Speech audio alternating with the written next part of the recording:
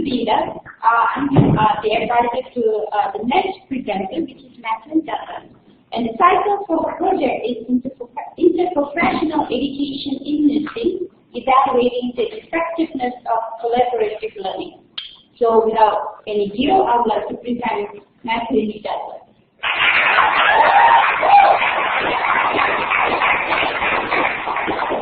Good morning, my name is Matilyn, and for the past 6 weeks, I've been attending SSI as a scholar and researching with UNC's nursing department. We have been studying the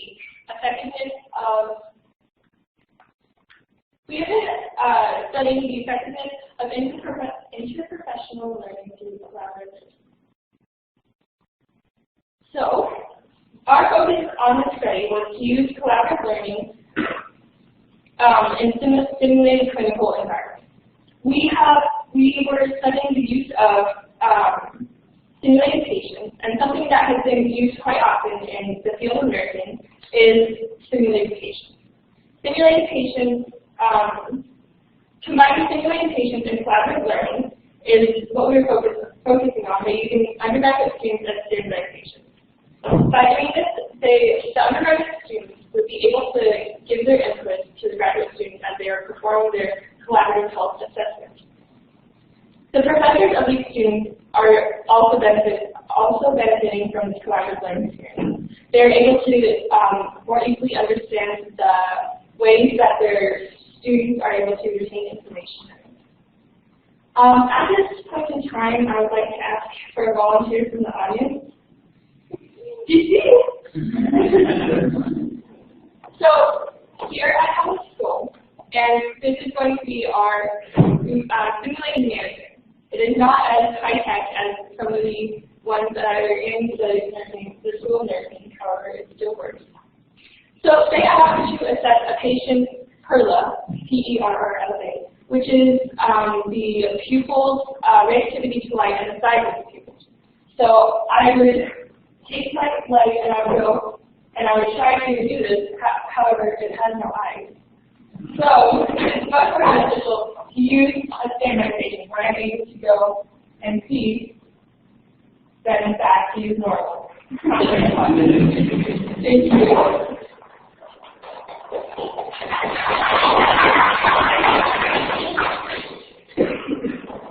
The use of standardization, as I said, is quite frequent in the field of nursing. The definition of a standardized patient is a person who is a subject or a patient. They are able to improve the students' like simulations. They're able to improve the students' communication skills, their confidence in physical assessment, and their ability to counsel patients. They also provide the students a way to work on identifying the weaknesses in the physical assessment. This means that the student will be able to focus their study on that area, so they are able to learn more about this, and they can further their knowledge of that. And a topic that has not been explored in simulated patients so far is the use of undergraduate students as simulated patients for the undergraduate and for the graduate students. Using undergraduate students as standard patients provides the same benefits as using regular standardized patients, as they're able to improve communication skills, further their confidence in physical assessment techniques, and they're also able to allow them to counsel their patients. Yet they also provide input on the techniques that the graduate students use. They're able to notify the graduate students if they skip over a section of the physical assessment, or if they are their technique of performing, say, taking the blood pressure is incorrect. Collaborative learning is the technique of combining using actual people as in learning and furthering communication skills. Communication in nursing is very important. It is one of the most important techniques that you can learn as a nurse, as having a solid foundation of communication means that your patient is able to obtain the best care plan possible. If you're able to communicate with your other nursing professionals, so in case you skipped over or in case you missed something on the patient, they're able to notify you that you can develop a care plan specific to their needs. Health assessments are a very important part of a very important component of nursing education. Health assessments include all the physical techniques that one may use in the field to assess the baseline of the patient's health, and which then in turn is used to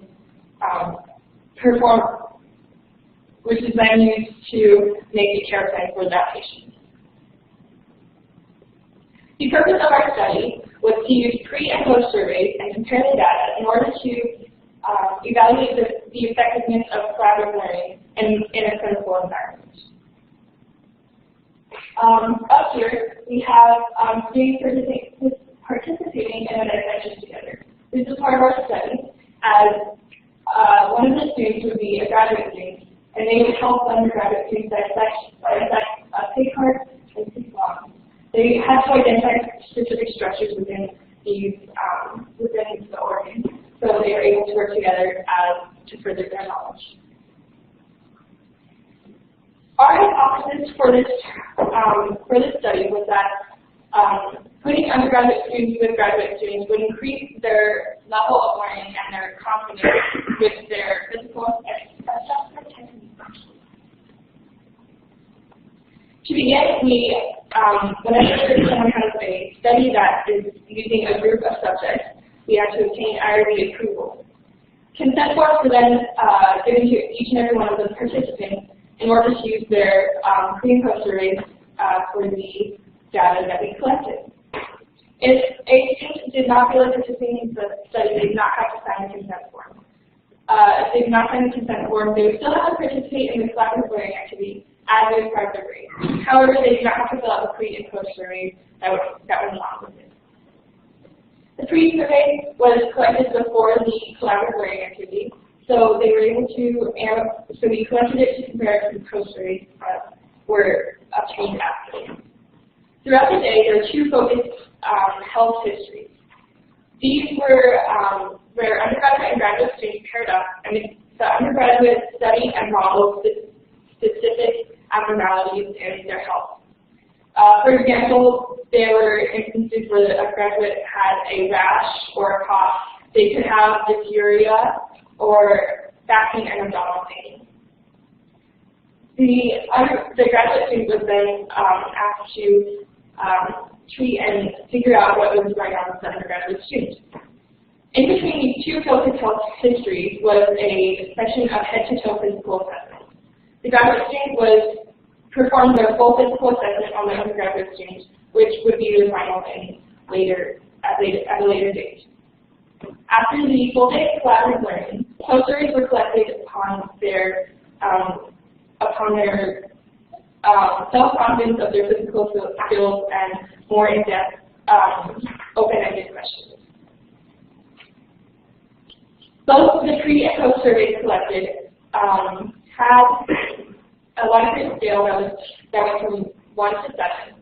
This scale was used to measure their self-confidence in physical assessment techniques, such as finding the edema in extremities, looking at skin integrity, etc. Those surveys also contain demographics such as age and years of experience for both the undergraduate and graduate students. The post survey is where they start to differentiate. The post survey has qualitative questions that ask more in-depth analysis of how the study and collaborative learning affected the student's ability to retain information. Both of the graduate and undergraduate students had to answer general comments on the effectiveness of the collaborative learning experience. However, the undergraduate students had to go more in depth when they were questioned about their role in health assessment and the purpose of and the priority to learn. Up here, this is a pre-survey for the experience. As you can see, at the top, there were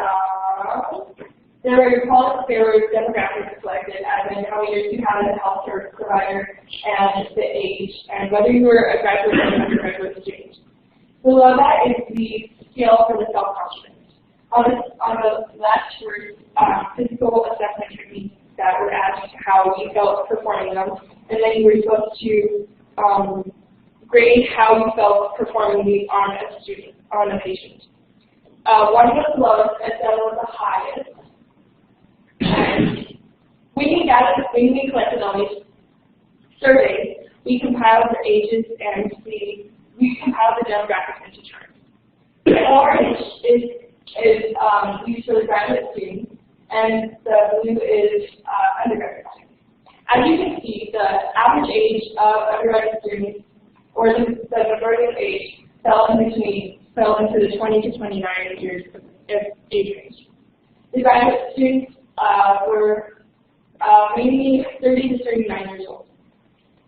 And for the undergraduate students, the majority of the students had less than 1 year experience in the health field. However, the majority of the graduate students had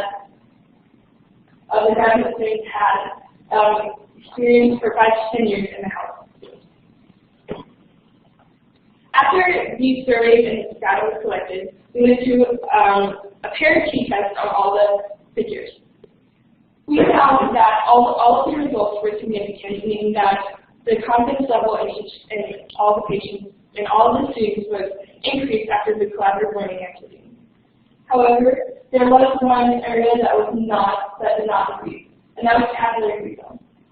Capillary refill is a skill that is practiced from the time you enter into health education. So on pre-surveys, the students were already highly confident in their abilities to assess capillary refill. Therefore, it did not increase after the collaborative learning activity.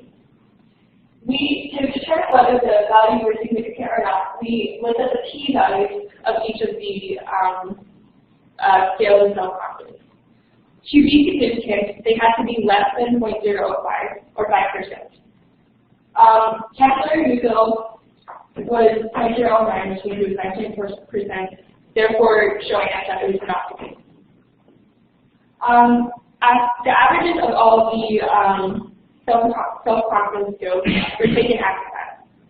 We found that, on average, graduate students felt like the collaborative learning activity was 6 out of 7 realistic, meaning that they felt it was highly realistic, which helped them increase their knowledge.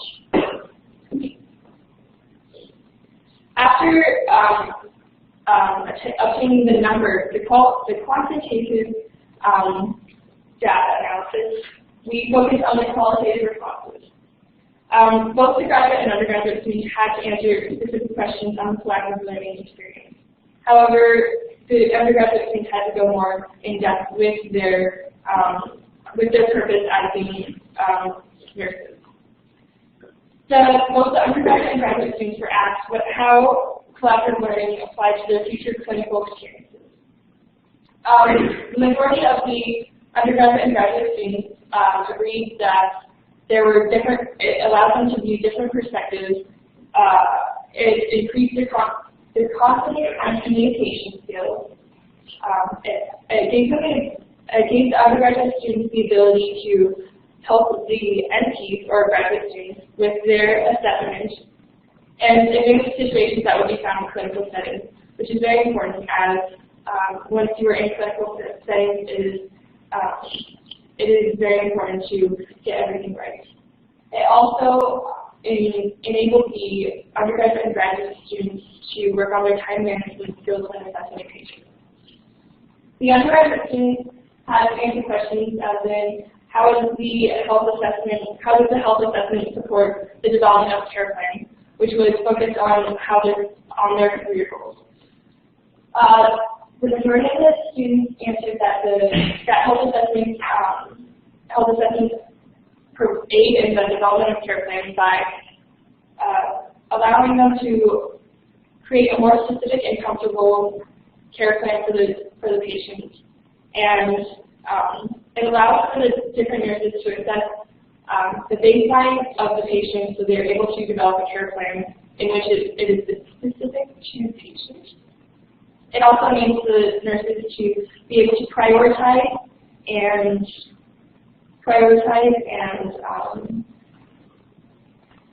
prioritize the tasks at hand and narrow down the care plan to make it specific for each individual. As I said, the graduate students were also answered the open-ended questions. The general comments for the graduate students included that the collaborative learning environment allows for a helpful learning.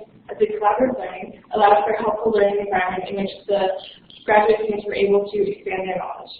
It also allows for a teaching opportunity for the graduate students to teach the undergraduate students.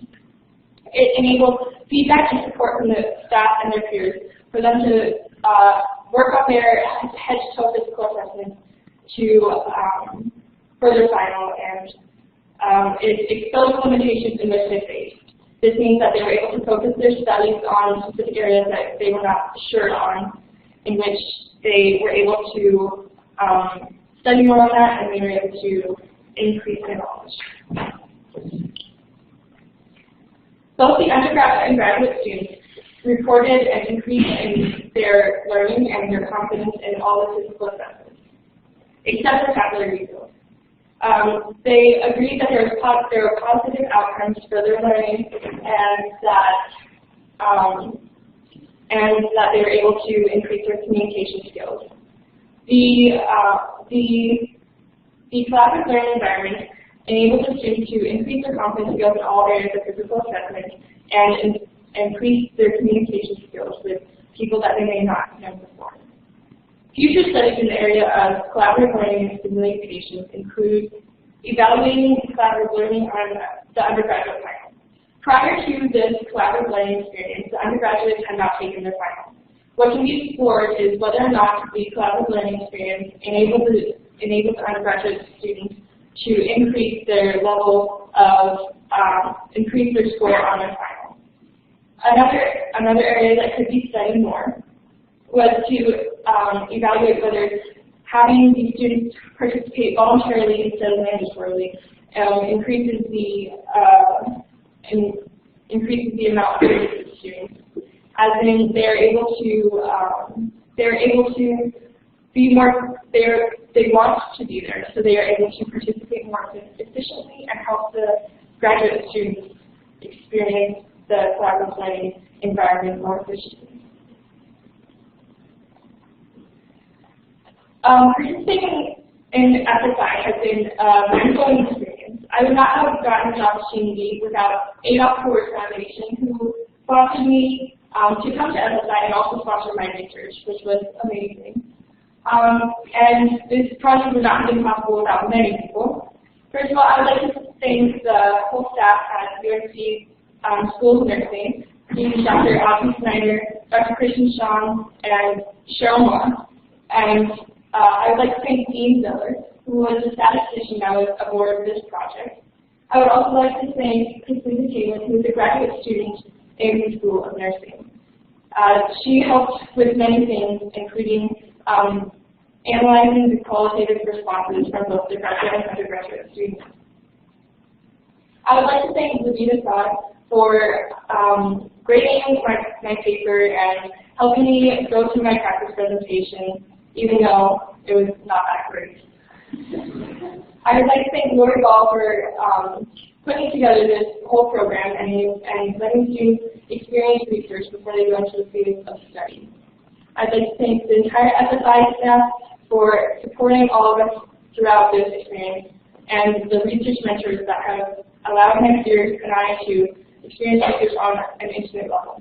I'd also like to thank my SSI peers for putting up with me throughout 6 weeks. And I'd like to thank my family for the continuous support and everything they've done. At this time, I'd like to ask for questions.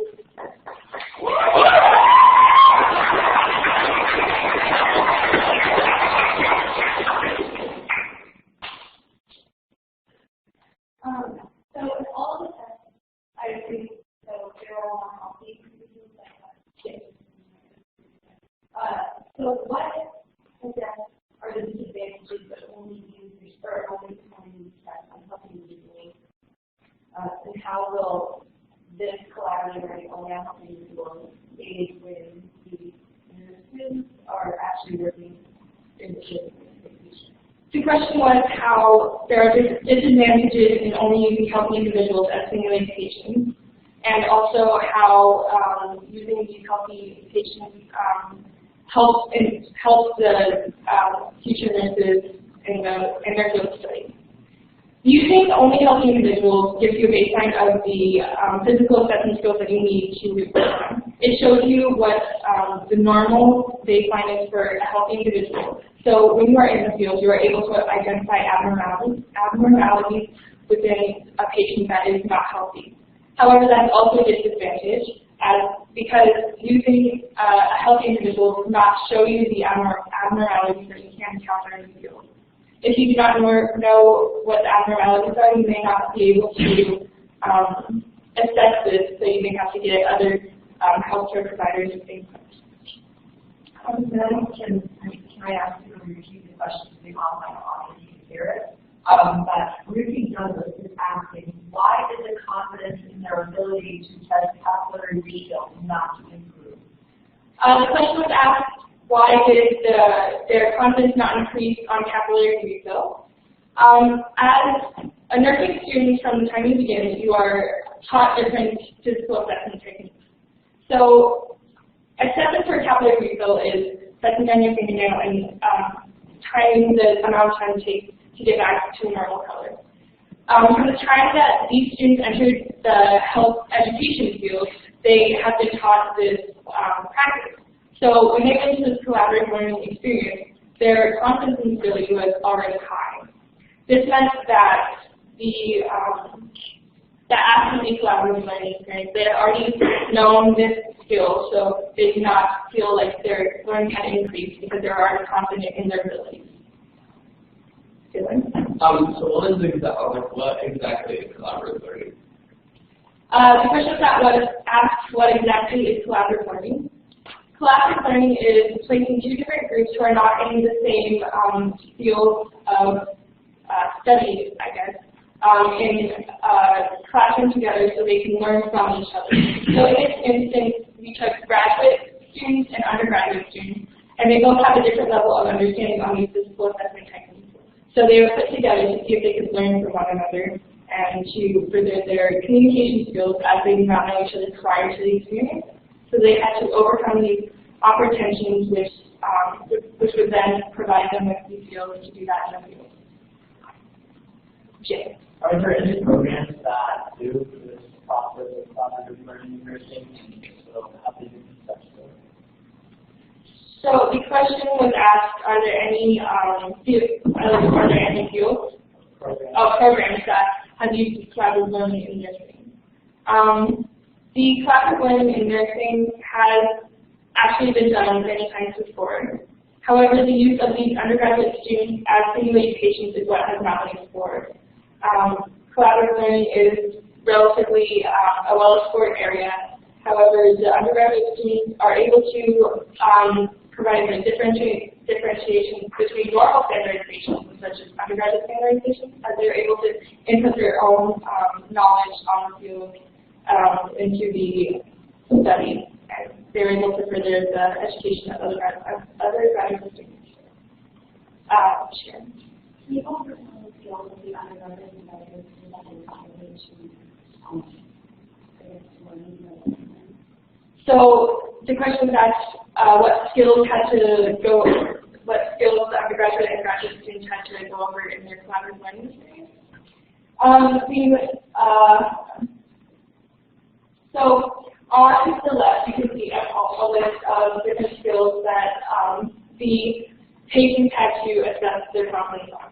There's a head-to-toe physical assessment that is the final of these graduate students, and so they have to go over many of these skills to develop a baseline so they are able to come up with a care plan for their patients that is specific to their needs. So an example of what they have to go over is listening. Is their auscultation techniques for lung sound, which is listening to the lungs in different areas. So they have to know the exact placement on how to get the maximum efficiency. There's also palpation technique, which is basically which is also includes and vocabulary refill, which is like pushing up something to make sure that you have like you're able to assess what is going on with it. Determining the mental status and the level of consciousness, which within individuals is also a technique they had to go over. So basically what the graduate teams had to do is they had to figure out like what was wrong with this patient based on all these things. They had to go through their head, their eyes, their ears, all of your like extremities. They are out of time. There's only 5 seconds left for questions.